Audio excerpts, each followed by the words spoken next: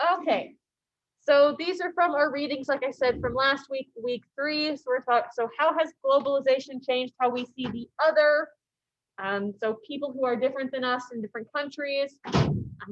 What do we think would happen if all countries suddenly closed down their borders? There was no information going in and out.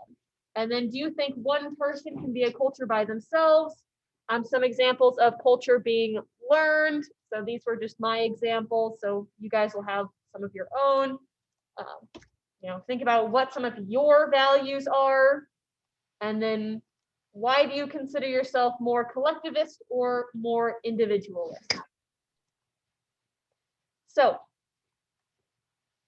if we remember, globalization is, the world becoming more connected. So trade coming in and out of different countries, people being able to interact very easily with people from all over the world. So how do you think that has changed how you see the other? And we're talking about, other, capital O. So people who are different than us. So has globalization changed how we see the other? You're nodding your head yes, so why?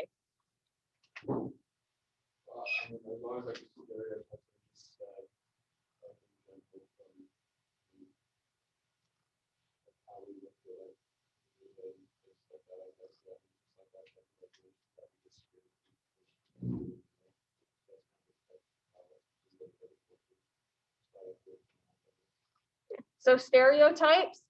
So with globalization, we can actually meet some of those people, even if it is just online, so we can start breaking down some of those stereotypes, like, oh, not all people from this place are like this. Not all people from South Korea are super math smart and, dorky or whatever. Other thoughts? People on Zoom, you guys can also type in the chat if you're on Zoom, as you should know by this point.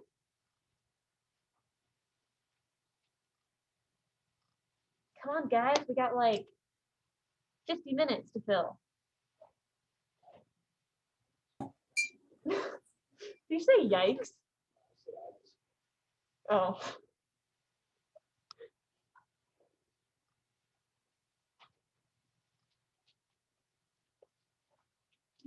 It's like, I taught middle school. I can stand up here in silence all 50 minutes if I need to. No. Well, if I guess nobody has anything to say, I'll just move on. So what are some things that you guys think would happen if we all closed down our borders? If the different countries decided to close down to trade, to immigration, to tourism? North Korea. Yeah, so we definitely just be limited to what's inside of ours. So what would that might look like? I feel like things would get more expensive if we import a bunch of stuff. And it's cheaper that way. Yep, so prices would go up. We get a lot of gas from like Canada and the Middle East. So our gas prices would shoot up. The economies would get wrecked. So we looked this up yesterday. The price of a Disney World ticket for an adult is minimum $116 for a one-day pass. Imagine the price of Disney World if they weren't able to like subsidize that cost with like the 40 million Chinese tourists that we get a year. Yeah, the prices of Disney World would probably be like double or triple. And as in, could you afford $300 for a one-day pass for Disney World? Probably not. What else? So economies would not do well. Economies would crash. Things would be more expensive.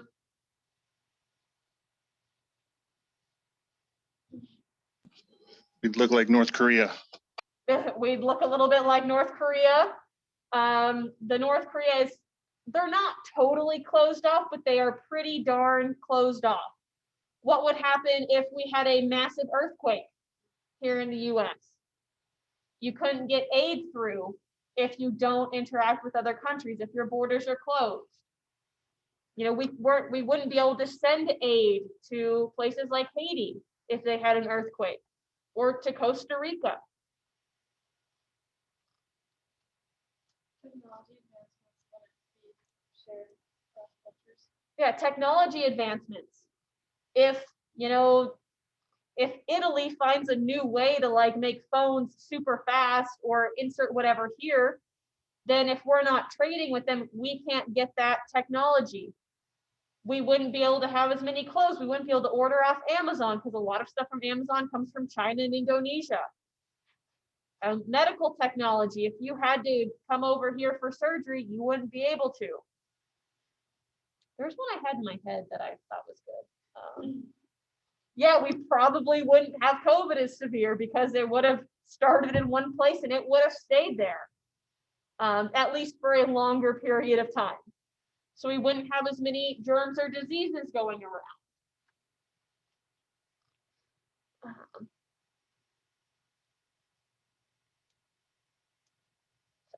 Any other thoughts on that one?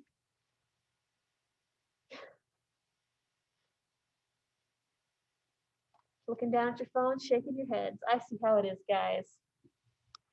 Okay. So do you think one person can be a culture by themselves?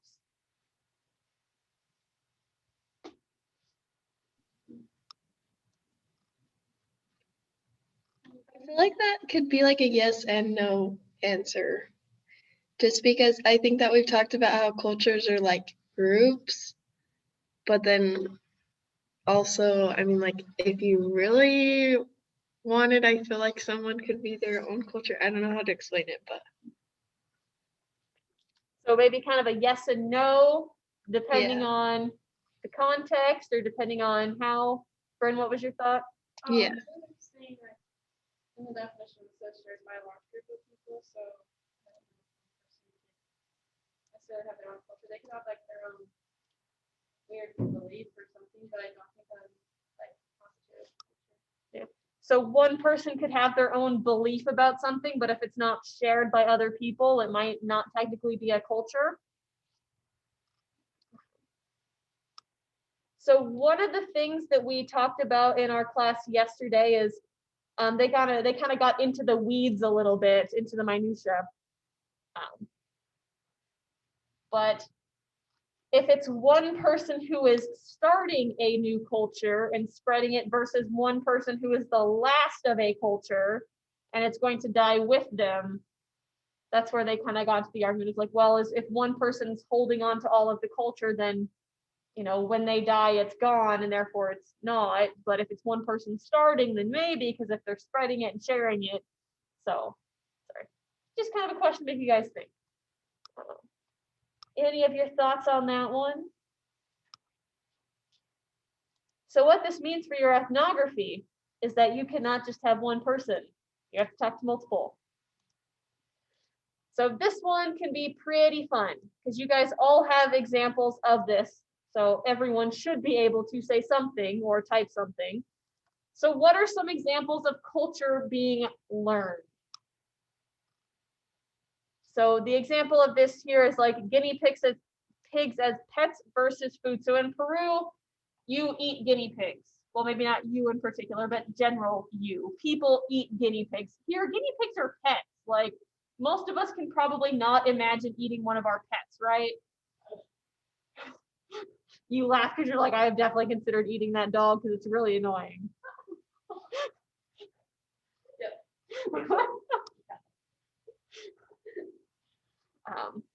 Or what time to eat. So one of our examples from yesterday was, okay, so Abby, what time do you eat dinner? Like 6. Okay, like 6. Anyone else in here eat dinner at a time like other than 6 o'clock-ish? I eat like 8 p.m. whenever I can eat, because I go from one work to another work, I don't watch it. Yeah. Yeah, so whenever maybe there's time. Did you have a thought? Or 4:30? Yeah. I eat dinner at like 4:30 too, because I go to bed really early. So I feel you, Brent. Yeah, so different learning protocols. But yeah, so that's an example of culture being learned. So if you think of typical European American, most of us eat dinner between 5 and 6 p.m. You know, personal preference, like you might eat right after practice so that you can go do other stuff, or you might have to wait until, you know, you get off from work and it's, you know, time crunch. But, you know, if we had a choice, we would probably eat around the time that our family has taught us. If you're from Latin cultures, like if you're from Mexico, other places that have been colonized by Spain, you might eat a little bit later in the evening, because in Spain, they typically don't eat until 8:30, 9 p.m. at night. That's their supper time. But that's what they have learned, and that's what they have been taught. Eye contact is a learned behavior.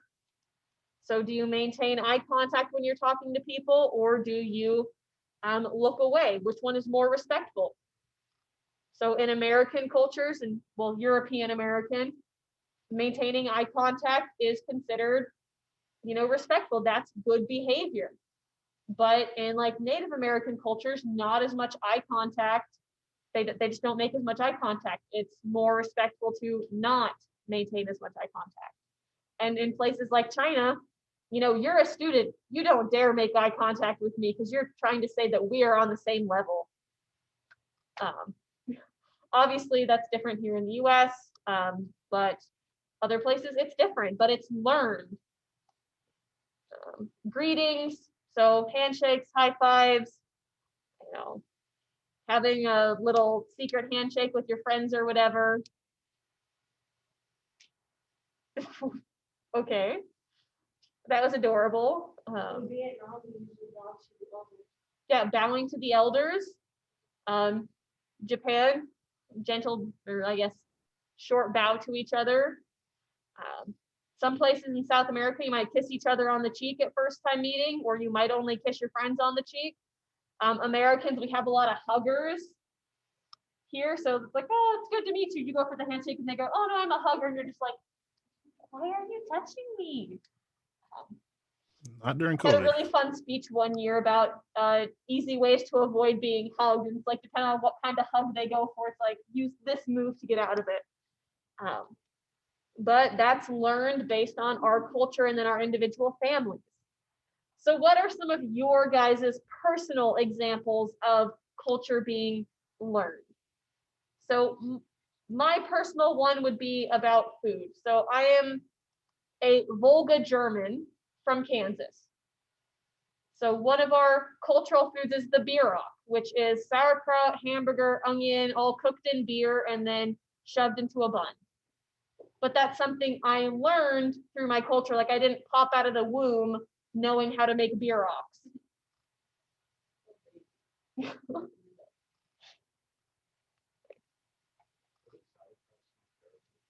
Sauerkraut is delicious.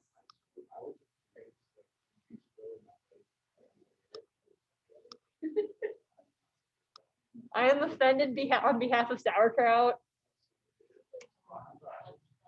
It's not rotten cabbage, it's fermented cabbage. It is not the but that might be a cultural thing too. If you grew up with foods in the house, then you might be more predisposed to say, oh, that smells good versus it doesn't. Like, so anyone on Zoom have anything to say about what are some of your personal examples of culture being learned, whether it be your family culture, your regional culture?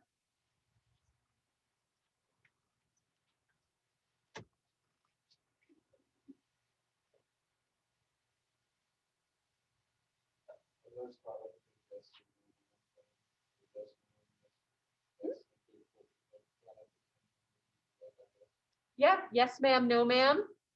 Toxic masculinity, like men don't talk about feelings versus women are super emotional and always are talking about feelings.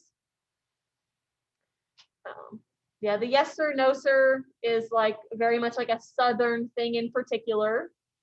How do we like give a older people?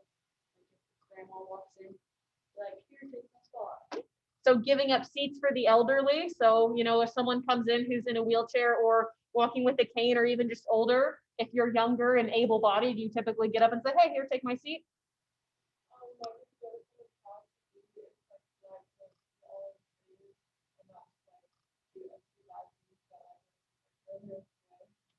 So if you're over at someone's house, even if you don't like the food, you still eat it.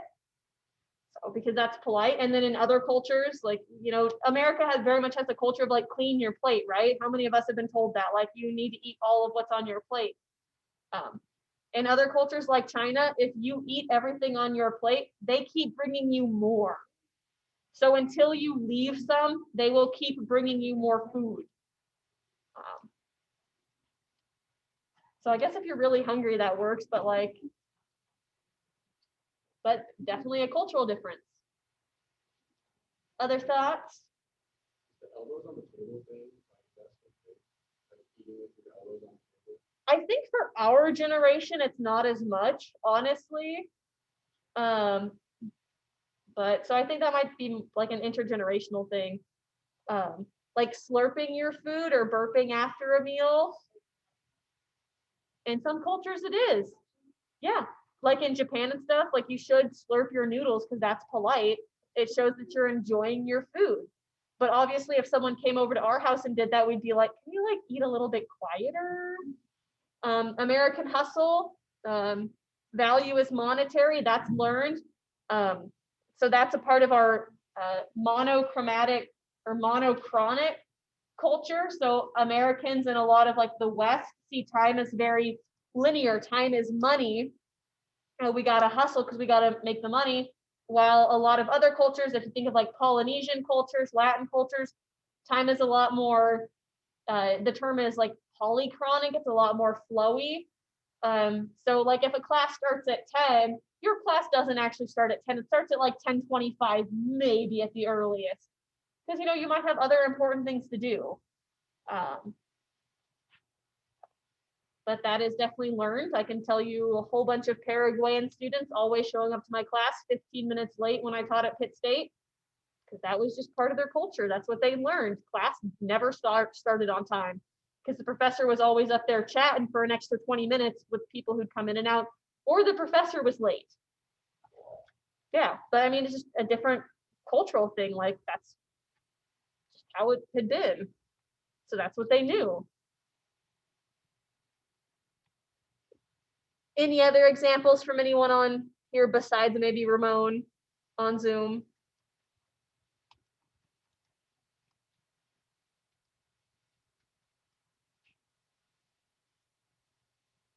Okay. Maybe not. Okay, so we're going to do this one next, and then we'll finish with our values. So do you consider yourself more collectivist or individualist? And this is like on a spectrum. So America is a very individualistic country. It's very me, myself, and I, right? It is. And collectivist cultures are more of looking at the group and group success. So collectivist cultures are ones more like, you know, Mexico, China, Japan. If you, you know, so if you're in a group project for work and your boss says, hey, you guys did a really great job, people in a collectivist culture would more likely say, yeah, we all did an excellent job, you know, we all deserve the kudos. But someone in an individualistic culture would be more likely to say, oh yeah, thank you, I did a great job on this, and kind of maybe not bring up as to what the group worked on it. So collectivist cultures are also more likely to live in multi-generational households. So your grandparents, parents, yourself might all live together. And then individualistic culture, hey, you're 18 now, deuces, see you later, right? So do you consider yourself more collectivist or individualist? What about you, Sage?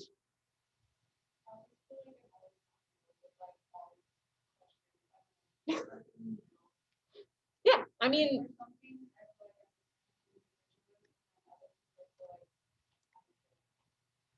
yeah, and definitely most of us are in the middle because most of us have collectivist tendencies, like, you know, being part of a group is very human, like wanting to help other people and be helped out in turn. It's normal, but also wanting to get, you know, kudos when you do something well, like, no, I did this, I want to be acknowledged for it, is also very normal. So most of us are going to fall in the middle. So some of us do tend to lean more one way or the other, but it also depends on the context too.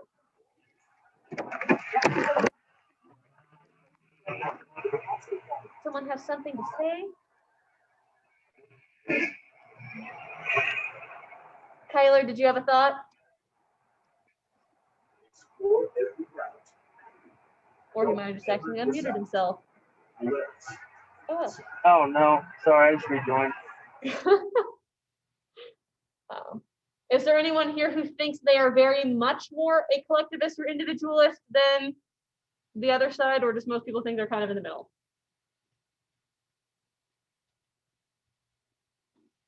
Okay. Man, you guys are so quiet for a Wednesday. It's communication class. Gotta talk. And then values. So what are some of your values as just a person, as a cultural being?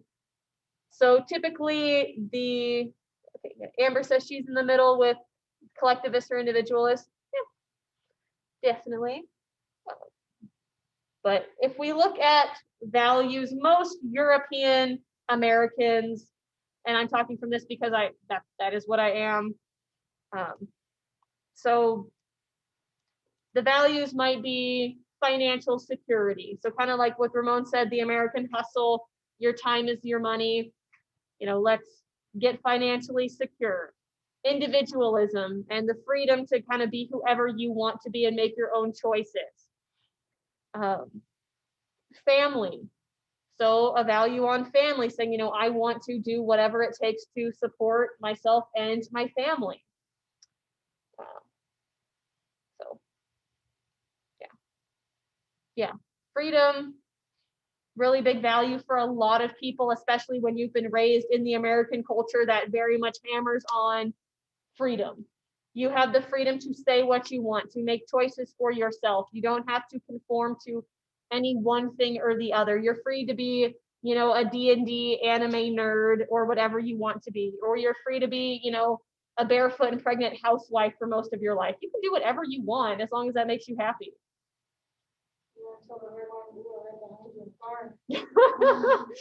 Yeah, until you are going 75 and a 50, and then we have a problem. Okay, freedom within reason. Stop speeding so much then. That's what they all say.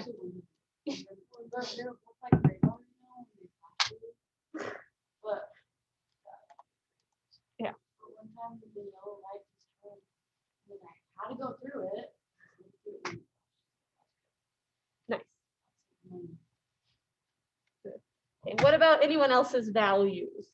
So, and these are not obviously a comprehensive list of values, but you can value anything, pretty much, I guess.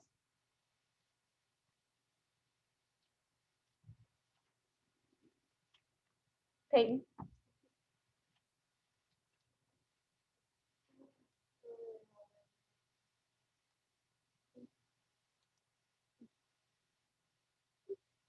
Tirza, valuing support, so helping out other people and being helped out.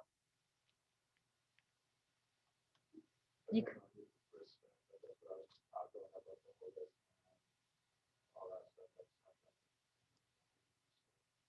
value respect, value your use of time. Brent? Family? Demi? Effort. So valuing effort and hard work.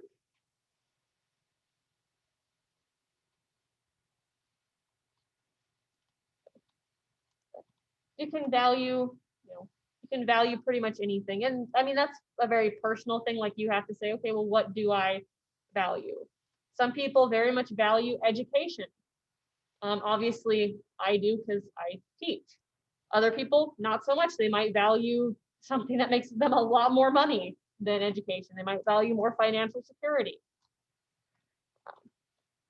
You know, people might value honesty or integrity or hard work. They might value their personal freedoms over compassion or vice versa. They might value creativity, or they might value logical thinking. Lots of different things. So I'm going to wrap this up. Very quiet discussion today.